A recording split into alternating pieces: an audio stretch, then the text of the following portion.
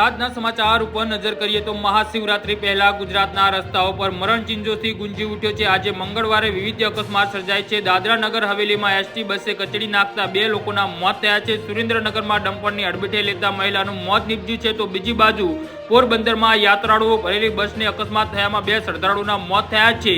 જી હા મિત્રો, અત્યારે હાલ દુઃખદ સમાચાર સામે આવી રહ્યા છે।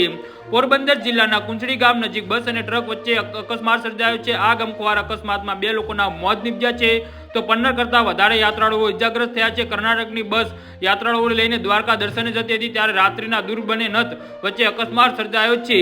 સુરેન્દ્રનગરમાં બહુચર હોટલ નજીક ડમ્પર ચાલકે મહિલાને અડબીટે લીધી છે। એક્ટિવા ચાલક મહિલાનું ઘટના સ્થળે જ મોત નીપજ્યું છે। અડબીટે લઈને ડમ્પર ચાલક ફરાર થયો છે। પોલીસે વધુ તપાસ હાથ ધરી છે। મૃતદેહને પીએમ માટે સરકારી હોસ્પિટલ ખસેડવામાં આવી રહ્યો છે। હાઈવે પર અકસ્માતને લઈ ટ્રાફિક જામ સર્જાયો છે। જોકે આ જિલ્લામાં ચોંકાવનારો આંકડો સામે આવ્યો છે।